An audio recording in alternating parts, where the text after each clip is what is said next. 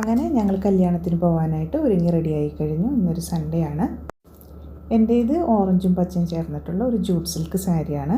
Single pleat എടുത്ത് high ponytail വെച്ചിട്ടാണ് styling ചെയ്തിരിക്കുന്നത്. ബാക്ക് ഇറക്കി വെട്ടിയിട്ടില്ല. ജന്നയ്ക്കിന്ന് സൺഡേ കാറ്റീസോ എക്സാം ആയിരുന്നു. അത് കഴിഞ്ഞ് വന്ന് വേഗം ഡ്രസ്സൊക്കെ മാറി. ജന്ന ഒരു ക്രോപ്പ് ടോപ്പും അതിൻ്റെ പാൻസും ഷ്രഗും കൂടിയിട്ടുള്ളൊരു സെറ്റാണ്. ഇതൊരു ഡാർക്ക് പർപ്പിൾ കളറാണ്. എക്സാം കഴിഞ്ഞ് ഞങ്ങൾ പള്ളിയിലേക്ക് ചെന്നപ്പോഴേക്കും ജസ്റ്റ് കുർബാന കഴിഞ്ഞായിരുന്നു. അപ്പോൾ ഞങ്ങൾ ഹാളിലേക്ക് പോയി വെൽക്കം ഡ്രിങ്കൊക്കെ കുടിച്ച് എല്ലാവരുമായിട്ട് സംസാരിച്ചുകൊണ്ടിരിക്കുകയാണ്. ജന്നേനെയും എല്ലാവരെയും ഒന്ന് പരിചയപ്പെടുത്തി കൊടുത്തു. അങ്ങനെ ഇരിക്കെ അപ്പോൾ തോന്നി ഒന്ന് ഉള്ളിലേക്ക് ചെന്ന് കേക്കിൻ്റെയും സ്വീറ്റ്സിൻ്റെയൊക്കെ ഒരു വീഡിയോ എടുക്കാമെന്ന്. അങ്ങനെ ഓടിച്ചെന്നു. അവിടെ ചെന്ന് കഴിഞ്ഞപ്പോൾ അതുപോലെ തന്നെ തിരിച്ചു വന്ന് എന്തിനാ പോയെന്നുള്ളത് മറന്നുപോയി. എന്നെപ്പോലെ നിങ്ങൾക്കും ഇതുപോലെ അബദ്ധങ്ങളൊക്കെ പറ്റാറുണ്ടെങ്കിൽ ഒന്ന് കമൻറ്റ് ബോക്സിൽ എഴുതിക്കോളൂ.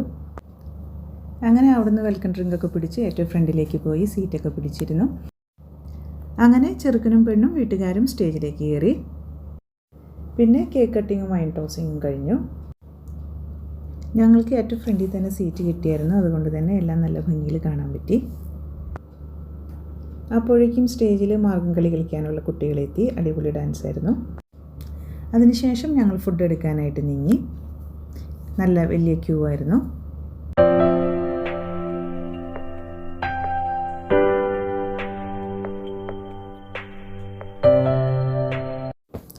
ഭക്ഷണം എടുത്ത് എല്ലാവരും ഒരുമിച്ച് വന്നിരുന്ന് കഴിച്ചു.